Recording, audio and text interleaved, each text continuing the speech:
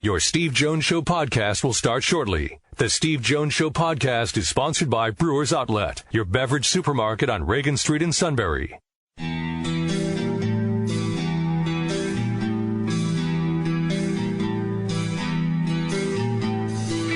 Sports talk where your voice counts. This is the Steve Jones Show on News Radio 1070 WKOK. Now from the Sunbury Motors Studio, here's Steve Jones. Welcome back. Great to have you with us here on WKOK, brought to you by our good friends at Brewers Outlet, Reagan Street in Sunbury, the beverage supermarket.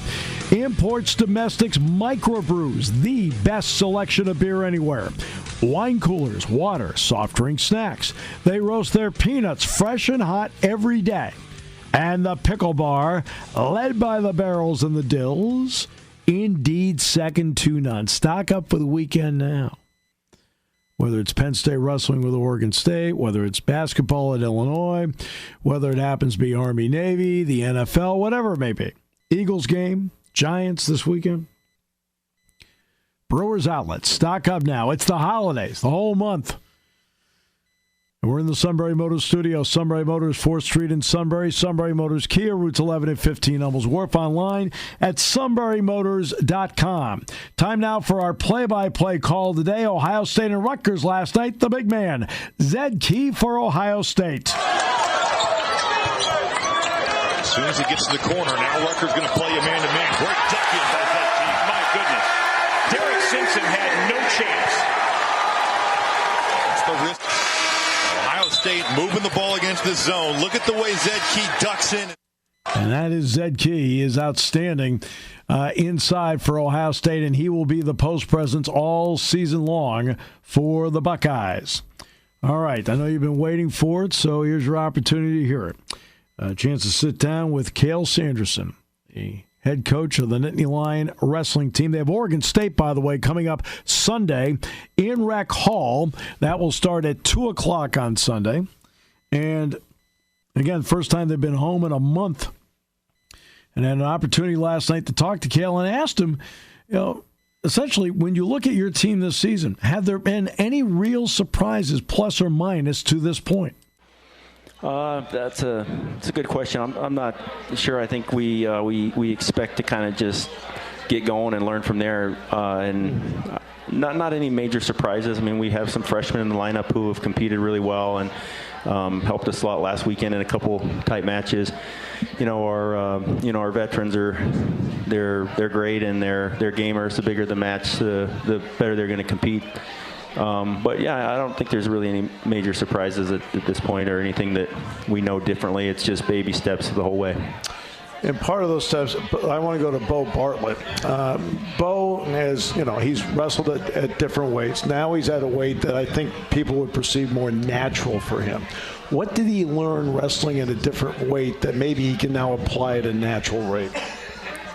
Yeah, he was definitely wrestling up the last 2 years, and he just got a lot of valuable experience, I think. I mean, he's a guy that has a ton of ability. He's a great athlete. I mean, if you follow him on Instagram, he's doing all sorts of crazy backflips and things, and he's the backflip guy. I don't know what the actual title is, but yeah, I think he's just a kid who just needs to keep competing. He's been wrestling great.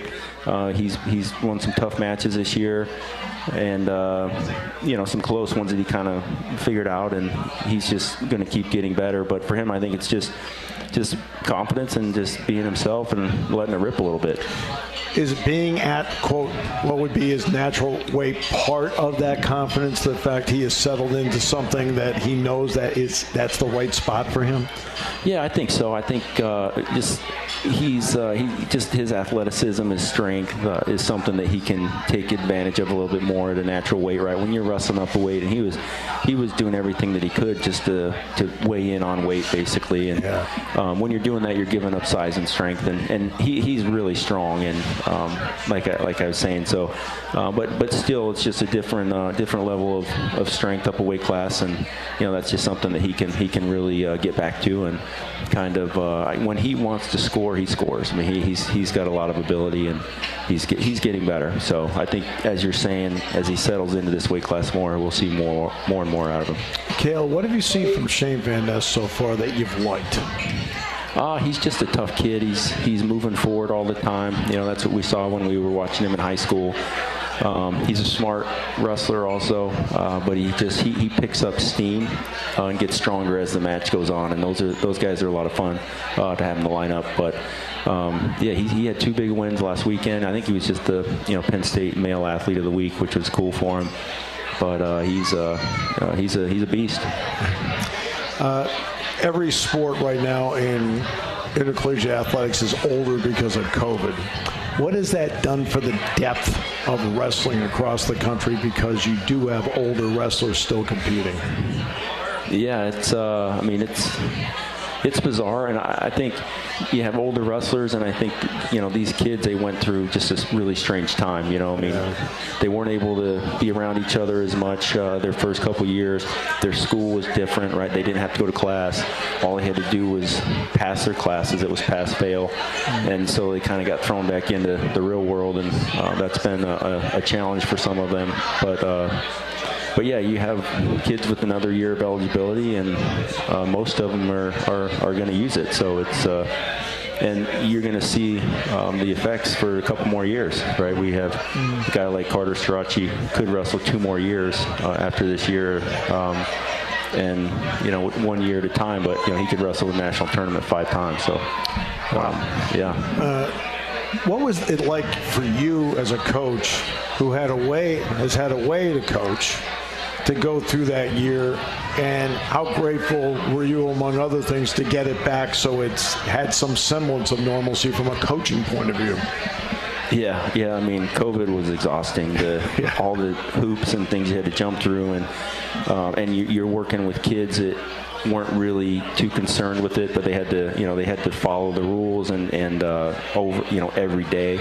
And it was challenging, but it was challenging for everybody. And I mean, you had people that were hurting, and families, and people that are passing away. So we were just grateful to get through it and to this point. And but it was definitely a challenging time for the kids and everybody. What has it meant for you that you've had the stability of the coaching staff through every year, and what has it meant to the growth of the program, that stability? Yeah, I think that's everything to me. I mean, having Coach Cunningham and Coach Cody and Marner's with the Navy Line Wrestling Club, but just our staff, even our director of ops has been with us since 2010, 11, so probably 2011. So we spent a lot of time together, and a lot of ups and downs, and problem solving and hard work, and a lot of weekends. So having those guys, people that I trust completely, makes all the world a difference to me as the head coach. I mean, I wouldn't want to do it without them. Yeah, because that's something, I'll be honest, I grew up in a household that valued loyalty.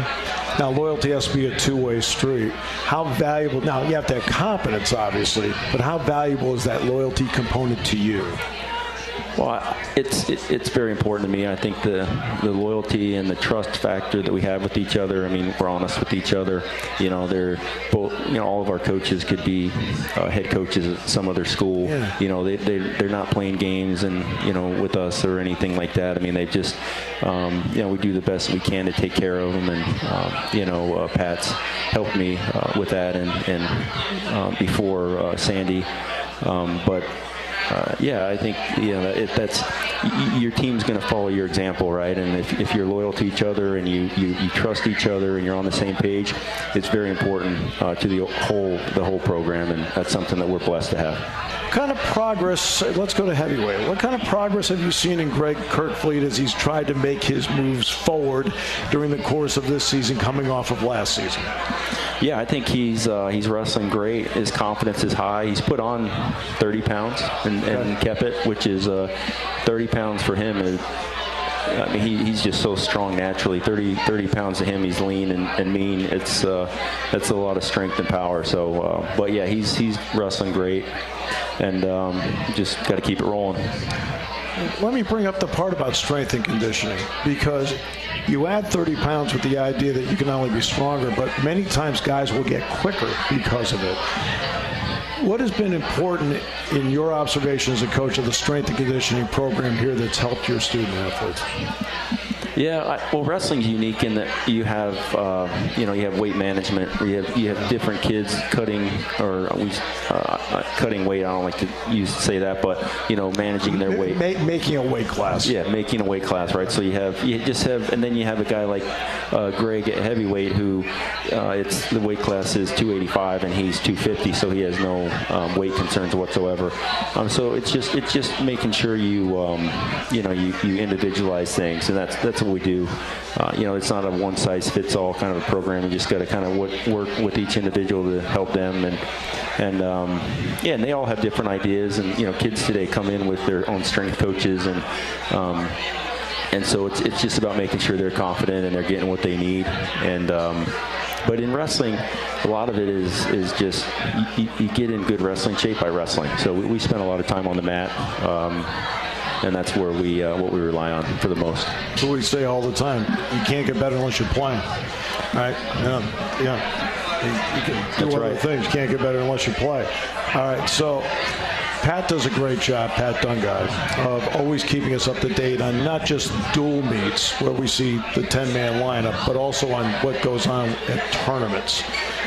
How have you felt about the progress of some of the guys that have gone through the tournaments that may not be in this everyday lineup that maybe the fans don't get a chance to see? Well, yeah, we have some, really strong depth, more at some weights than others, and we've seen that even in the last week. We had, Aaron Brooks returning, two-time national champion, didn't wrestle in the Ryder match, and then against Lehigh, Roman didn't wrestle, who's a two-time national champion. So we've had guys really step in there and compete for the team, and we expect to see that throughout the year. It's just kind of something that, and really we want kids that want to be national champions, whether they're the starter or not, and they don't know when their time's going to come. But we have a good group of guys, and a lot of solid depth. We have a roster of around 36, and they're ready to roll if needed. At 125, it looks like Gary Steen will be the lead off for you on Sunday. When you look at him, what kind of progress has he made, and what's been the learning curve for him to this point? I think for him, he's got everything he needs. He's just kind of learning how good he is, I think. That's just life, right? And just knowing that and believing. But he has all the tools. He works hard. He's a great kid, great student. You just got to keep competing, and he can see that he's right there because he's been there with some top.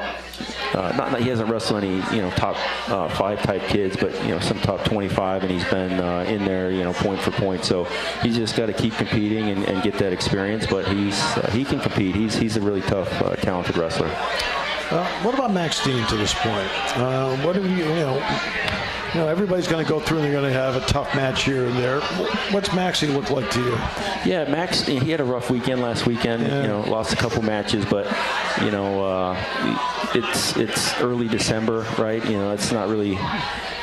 We don't really put a lot of focus on winning and losing ever, really. It's just how do we compete. But he's a gamer and a competitor, and he'll be stronger because of that weekend. Not too worried about him, but felt bad for him because nobody likes to lose. But he's going to be okay. Is there anything to it about, look, you go out there, you're a defending national champ, so you're going to get the best from said wrestler or said team on a given night. Is there something to that, and there's something mentally that a wrestler has to approach that with because they are in that spot? Yeah, I think, it depends on who they are and where they're at, but, there can definitely be expectations can be killers, right? So you just got to be clear on what you want and why you want it. And sometimes it doesn't have to be anything that's articulate other than I want to be national champion, and as long as you have a clear focus, sometimes adversity will bring a little bit of clarification. I think that was something that was good for Max this last weekend. I think he's just putting a little bit too much pressure on himself, and it's amazing the type of energy that you can use up before you step on the mat or before you compete if you're not in the right frame of mind. But it's all experience, and sometimes experience is expensive, as they say, or painful. So, but yeah, it's expectations can be killers. You got to manage those things. Tell us a little bit at 57 and 65 about Terrell and Alex, so the fans get to know them a little bit better. Yeah, well, Terrell's, he's competed for us a couple times. 2 years ago, last year, he was off and on. Yep. He's right there. He's been losing by 1 point to the top 5 guys in the country, off and on, and he's just got to get that big win, I think. I mean, he's been close a few times, but he works really hard. Great kid. He's going to compete hard every time. Does the right things, works hard in school, and he's just a good teammate. Facundo's a true freshman. He's been wrestling really well so far, and he was a big blue chip kind of recruit coming out of Michigan. Keeps getting better and better. Had some nice wins this past weekend. In the Lehigh duel, wrestling a very experienced kid, I think a 5th-year senior, and won a close match. But yeah, he's one of those guys that just love the sport. He's a guy you got to tell him to leave the room, and he's had enough. And that's a good thing. You want kids that want to be the best. He's very motivated. He's going to have a great career. For you, and this will be the last question, I'll let you go, so you can give a yes or no answer. You're done. No, except I'm not going to ask. I can do that. I'm not going to ask a yes or no question. For you, when you wake up in the day, what makes you anxious to get in and into the wrestling room every day? It's a good question. I don't know if I want to be honest or not. I hate losing. So, losing is very, the thought of it, I just believe we're going to win. I believe our guys are all going to win. And so kind of the thought that we might lose is kind of what I jump out of bed and what motivates me. Great answer. Yeah. I probably would have given the same answer, but I don't win or lose. I just announce it. Yeah, well, I'm not sure if that's a good thing or not, but that's what I do. Great spot to be in. Yeah. Hey, it's always a pleasure. It's always great seeing you. Thanks so much. Thank you. Good luck this weekend, the rest of the season as well. I appreciate it. We'll see you. Cael Sanderson, the best in the business. I've said this many times, but it always is worth repeating when it comes to talking to somebody of that caliber who has been great himself on the mat and 4-time national champion, undefeated, Olympic champion in Athens, and a head coach now with all these national championships at Penn State. Nothing's changed him. He's just a down-to-earth, easy guy to talk to. I mean, before we sat down to talk last night, we were talking about our kids, right? That's just the way it is.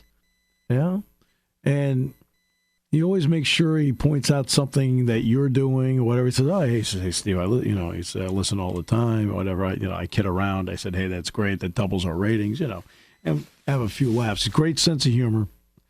And he is somebody that understands what he wants to do. He knows how to get there. And I thought an important component in what we talked about was when we talked about the staff. You go back to what Joe Paterno did. It was the amazing ability that Joe had to keep that staff together the vast majority of the time. Every once in a while somebody left, or there's change, whatever. But for the most part, a core group was there. And that's what's happened with Penn State wrestling. With Penn State wrestling, you see the core group that he has had there. You have to, have great competence, so let's start with that threshold. But the next part of it is that when you have people who have outstanding competence, and not only that, people you trust, and the other element is loyalty. And loyalty is a two-way street. It means so much. And as I told him, and as you heard in the interview, I grew up in a household that valued loyalty. They valued work ethic. My parents valued heavy work ethic, and they valued loyalty. And that's something, for example, Joe Paterno talked to me all the time. He always talked about how much he valued loyalty. And that's why I asked Cael the questions I did about the stability of the staff, what it has meant to the success of the program, what has it meant to his success, what has it meant to his trust, and what the value of loyalty has meant throughout the entire time to the product that you get a chance to see every winter when it comes to Penn State wrestling, the greatness of Penn State wrestling. And part of that is unquestionably Cael, and a big part of that is the staff, and a big part of it has been the continuity of the staff. And I don't think you can put a price on that. When you have outstanding people who stay together, these guys could all be head coaches if they wanted to, but they've stayed here. And that's been, I think, such an important factor. That's why we talked about it. Today's show brought to you by Brewers Outlet, Reagan Street in Sunbury, the beverage supermarket. We'll come back. Dick Vermeil in the final half hour here on WKOK. Party time, game time, or just fun time. Doesn't matter what time it is, because it's Brewers Outlet time. The beverage supermarket has the area's largest beer selection. Imports, microbrews, ciders, and domestics. Pick from over 100 ice-cold 12-packs and dozens of 24-ounce singles. Soda, snacks, hot sauces, fresh roasted peanuts. Make it one-stop party shopping, and don't forget the pickle bar. So whatever you're celebrating or just doing it up, Brewers Outlet, Reagan Street, Sunbury wants to see you. And thank you for your years of patronage. When it comes to car buying, there's the other guy's way, and then there's the SMC way. The other guys force you into a vehicle you really don't want. The Sunbury Motors way lets you take the time you need to browse, ask questions, and take the test drive and think on it. For over 100 years, the Mertz family and all their employees have made your experience the most pleasant one you'll ever have. The other guys won't offer you the best price for your trade, no matter how much they say they will. The SMC way is their promise to provide you with the most money the market shows your vehicle is worth.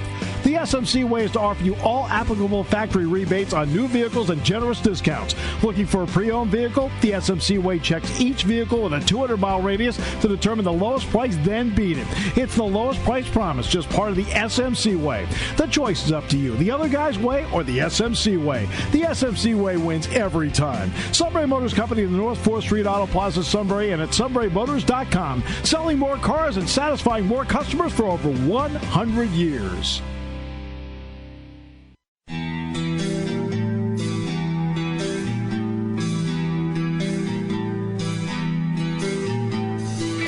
Sports talk where your voice counts. This is the Steve Jones Show on News Radio 1070 WKOK. Now from the Sunbury Motors Studio, here's Steve Jones. Welcome back. Today's show brought to you by Brewers Outlet, Reagan Street in Sunbury, the beverage supermarket. Stock up now. Bill Riley, Utah play-by-play voice on Monday, and also Jack Ham next week. But now let's turn to another Hall of Famer, and that is Dick Vermeil, getting ready for a Pink Zone event in Bellefonte. And he will be there with his Vermeil wines next Friday night. Coach, welcome back. Great to have you with us. Oh, thank you very much. Yeah, it's always great to be affiliated with State College, Pennsylvania. If I recall correctly, I believe your daughter went to Penn State. And if I recall correctly, I think you used to have a place up near Lamar, right? Yeah, I still do. My daughter did go there and graduated there, and so did one grandson go there and graduate there. One of 11, by the way, one of 11 grandchildren. Yeah. They're the greatest thing going. I have 7, so I know. You know what I'm talking about. You're talking about. Sure do.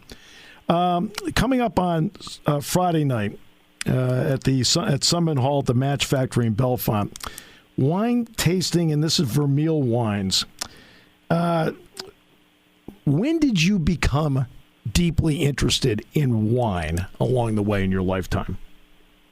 Well, you know, when you grow up in the Napa Valley, Steve, like I did as a youngster, you know, in Calistoga, a little town of 1,800 people at that time, if you couldn't talk about grapes, prunes, or walnuts, or get involved in picking them for 25 cents a bucket or box, you had nothing to talk about, you know.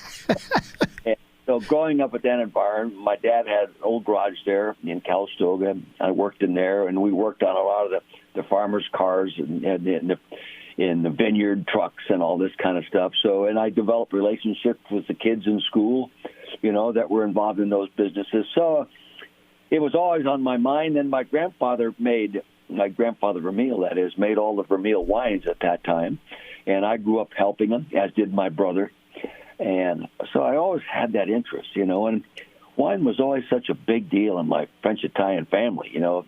The new vintage it releases usually at Easter time, and you don't, you know, a couple years old, and the aging factor, the flavors, the nose, all this stuff is being discussed by my dad, my grandfather, and his friends, and it left a real serious interest or curiosity with me. And I asked a friend one time, I said my dad and his family was really involved in the wine world, and I'd like to make a few cases of Vermeil Cabernet. And the guy who had a little winery named Paul Smith on the Edge Winery, yep, he said he'd do it.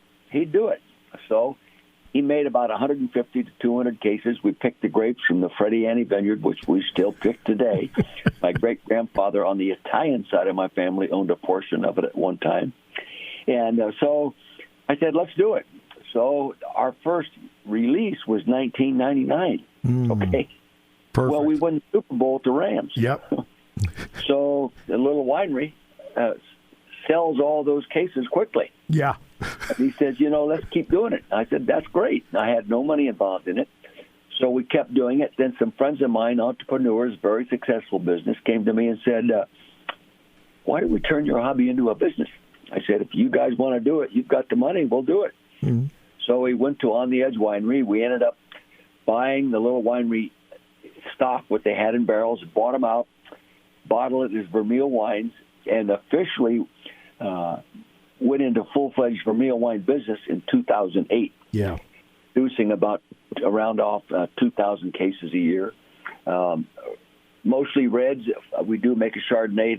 The grape comes from Dutton Ranch over in Sonoma County, and then we make a Sauvignon Blanc, which is a Napa Valley grape as well. And it just became a business, and now, it took 12 years. It's a business that's in the black.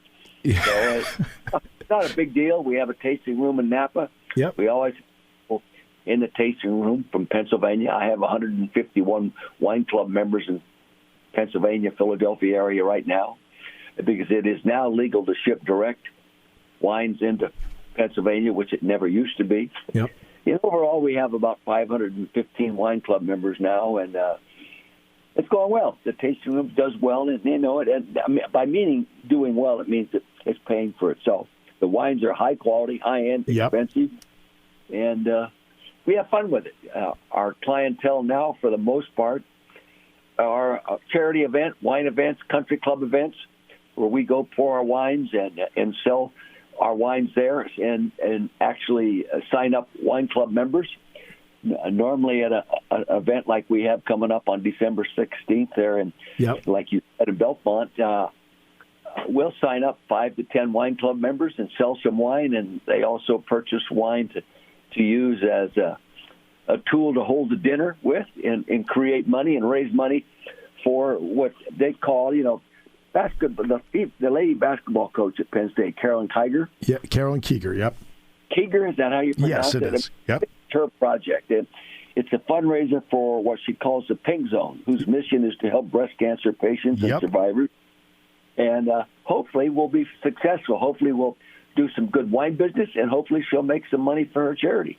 And that's what it's all about in the end. Because my broadcast partner for Penn State football, Jack Ham, has gone out to Sonoma, and he did go to On the Edge during the tour a couple of years ago. So, let's face it, you're turning out great product, which is really cool. I got to ask you, though, about the Garage Cabernet, because that's got to be personal to you. Well, we never did. Somebody nicknamed it the Garage Cabernet, but we never had that on a label. Yeah. Because my dad was in the garage business, had an old garage behind our house, like I say, about 3 first downs behind the kitchen. And people named our first Cabernet because they thought it was cute, the Garage Cabernet, Right.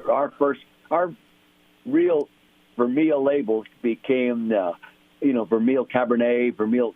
We have 2 different Cabernets, the Rosedale Block Cabernet, Pickett Road Block Cabernet. Then we have the Jean-Louis Vermeil Cabernet, which was the hobby wine initially, and that has 20% of Cabernet Franc in it, but it's still a Cabernet. But somehow, someone nicknamed it the Garage Cabernet, and it stuck for a long time. That's amazing. Yeah. This was a big year for you. What was it like when you received the phone call that said you get a gold jacket in Canton? Well,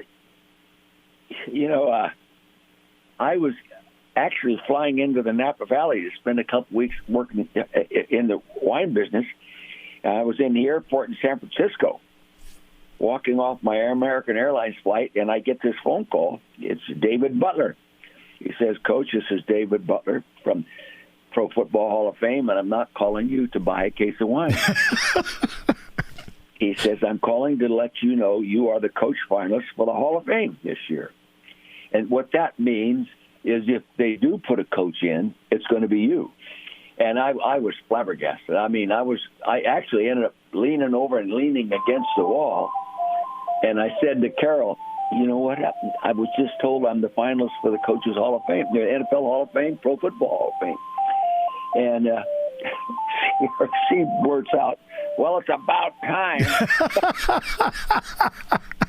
But then, anyway, it was very, it's hard to describe those kind of feelings. You know, they really are. It startled me. It's never been a deep expectation in my mind. You know, the Vermeil family never discussed Dick Vermeil going into the Hall of Fame at any time around a dinner table.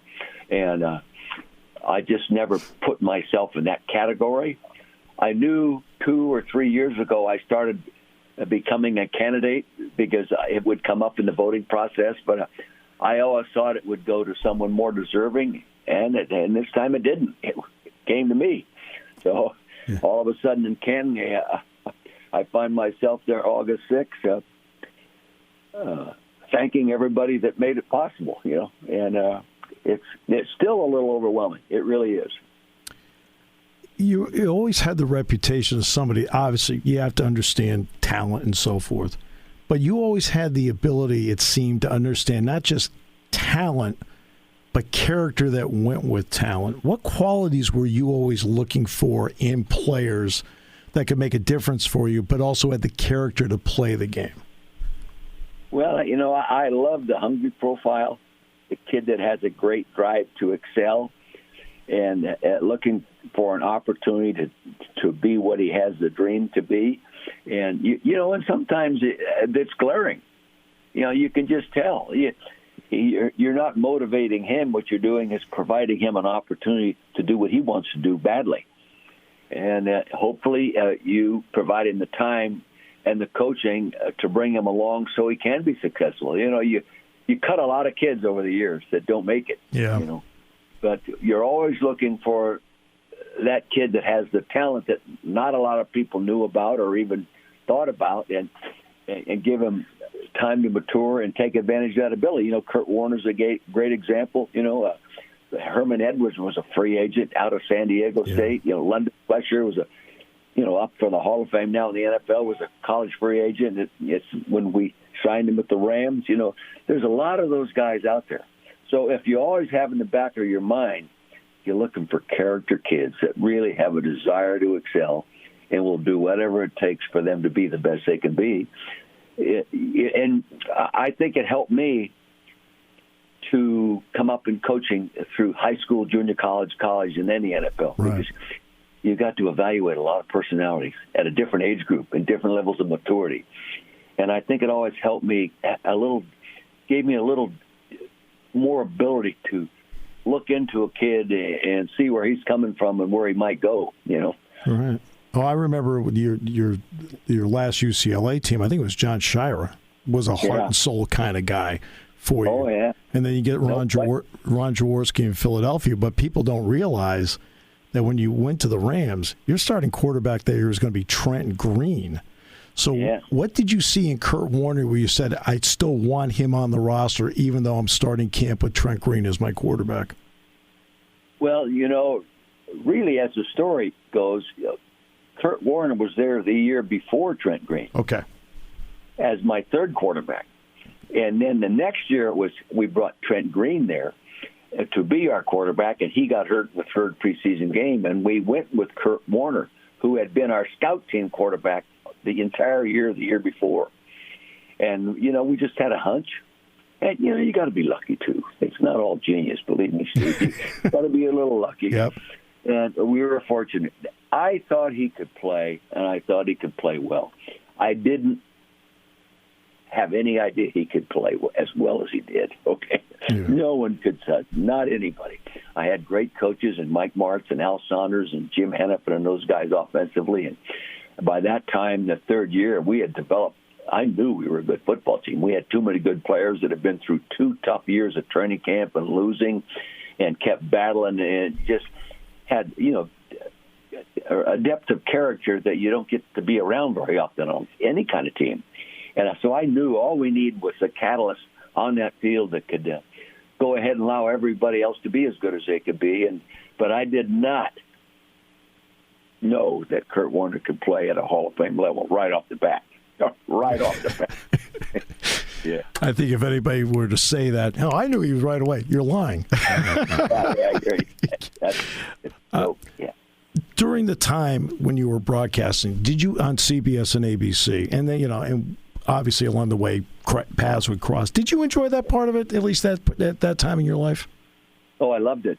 Yeah, it gave me an opportunity to watch other coaches coach. Yeah. Both on the college level and the NFL. The first 5 years, I did about 90% of the games I broadcast were NFL games, and 10% was college bowl games. And they sometimes I double up during the season and do both a pro game and a college game. But then I went to ABC and I was doing 90% college games and 10% pro games, NFL playoff games. So I got to watch coaches coach. I got to watch assistant coaches coach. I got to sit in the locker rooms and sit next to kids and listen to what they say and how they talk to each other and what they like, they don't like. I got to sit in the coaches' meetings because having been a football coach in all levels, it opened a lot of doors for me when I went on to campuses. I'd find myself putting on football clinics, which was fun. Passed on some of the things I had learned as I grew as a coach, and then listening to other people, and it helped me a lot. It really did. Yeah. Finally, you've given back a lot during the course of your career. I mean, you've donated a lot of time, a lot of energy to different causes along the way. Who instilled that in you along the way where it became a part of your fabric and your family's fabric? Well, I think it goes all the way back to the small town I lived in. Sure. Where if anybody had a problem, everybody else rallied around and helped them with the problem. Whether it be health, emotional, social, accident, that town, 1,800 people. And in my graduating class from high school, we had 29 kids in it. Okay. Wow. And every kid in that class, their dad was like my second dad. You couldn't get away with anything. Everyone had the right to discipline you at the time or reprimand you at the time without concern what your parents might say. You know what I mean? Right. And it creates an atmosphere where everybody is sort of helping the other guy. And my mom was really big in it. I don't know how many times we'd sit down at a dinner table. We got somebody sitting at the dinner table. I didn't have a clue who it was, but it was somebody who was experiencing hardship, and she'd bring them home and feed them, and I can remember one time I got 2 footballs for Christmas, and she made me go give 1 football to a family in town that was depressed and working hard but underpaid. So their Christmas wasn't nearly as warm and exciting as mine was. And I've never forgotten that gesture. I've never forgotten. And so I think a lot of us who get involved in helping charities, and that it comes from the examples you were exposed to as a kid. Well, 5:30 on Friday, December 16th at Sunman Hall at the Match Factory in Bellefonte. Start at 5:30. Dick, you'll be there. Vermeil wines will be the centerpiece. There'll be some discussion, and it's going to be a great night. Have you thought yet what wines you want to feature? That's up to Bill Curtis, our Chief Operating Officer. Bill handles that in the communication. And I'm sure we'll have at least 1 Cabernet, maybe 2. Yeah. And we normally pour our blend, our Roman numeral 34 for Super Bowl 34. Yep. We'll normally pour both whites, a Chardonnay and a Sauvignon Blanc. We only make 200 cases of Chardonnay And about this year, probably just about 110 cases of Sauvignon Blanc. And but they all sell out. And every once in a while, we'll bring us Zinfandel. Yeah, but, nice. It varies. I haven't actually seen the menu and how the chef has the wines matched with the menu yet, but it'll be good. It'll be fun. Sometimes I have a hard time getting to talk wine and not football. I understand that. I went into New York last month twice, on a Friday night and a Saturday night, and you talk about those Giant fans. My God, they don't forget anything. There's Meadowlands and so players and all these kinds of things. And then they'll say, "Oh yeah, we think the wine's good." Oh, yeah. Once they're done telling you about Joe Pisarcik and Herman Edwards, then they'll. Yeah. By the way, the wine's really great, Dick. The people will enjoy the wines. The people that really appreciate wines are, there are not a lot of people that have the palate or even the pocketbook to buy a lot of high-end quality wines. Yeah. And there are no average to poor wines made in the Napa Valley.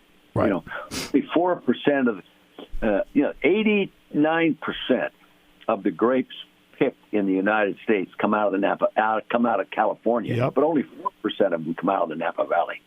Really? 9% of them come out of Sonoma County. So it's high-end quality grapes. To make less expensive wines, you have to make large volumes. We don't have the capacity to do that. So we decided to go for the high end, and there's not a lot of people, but more and more every day that people that have the palate and the appreciation for higher end wines, and hopefully there in Bellefonte we'll have some. I hope so. But I'll tell you this, they're going to enjoy it anyway. If they spend the money's going to help charity. Yep. And they'll enjoy the wines. They don't have to buy any. They'll still have a good time. They absolutely will. And listening to you, they absolutely will. It's at Sunman Hall, Match Factory, Bellefonte, Friday the 16th. Starts at 5:30. It's going to be spectacular, benefiting the Pink Zone and all the great work they do with breast cancer research and treatment, and that is what it's going to be on the 16th. Coach, what an absolute pleasure. Always great to talk with you. Thank you so much for your time today, whether we were talking football or we were talking wine. Steve, thank you. I appreciate the opportunity to market the project. Take care. Thanks so much. Bye-bye. The legendary Dick Vermeil, former coach of the Eagles, Rams, where he won a Super Bowl, and the Kansas City Chiefs. Appreciate the time he gave us today. What a show today. Enjoyed it. All brought to you by Brewers Outlet. Reagan Street in Sunbury, the beverage supermarket. Imports, domestics, microbrews, best selection of beer anywhere. Wine coolers, water, soft drink, snacks. They roast their peanuts. Fresh and out every day. Pickle bar led by the barrels and the dills. Indeed, second to none. Bill Riley, play-by-play voice of Utah Monday. Jack Ham next week as well. Thanks so much for joining us here on the Sunbury Motors Studio on News Radio 1070 WKOK.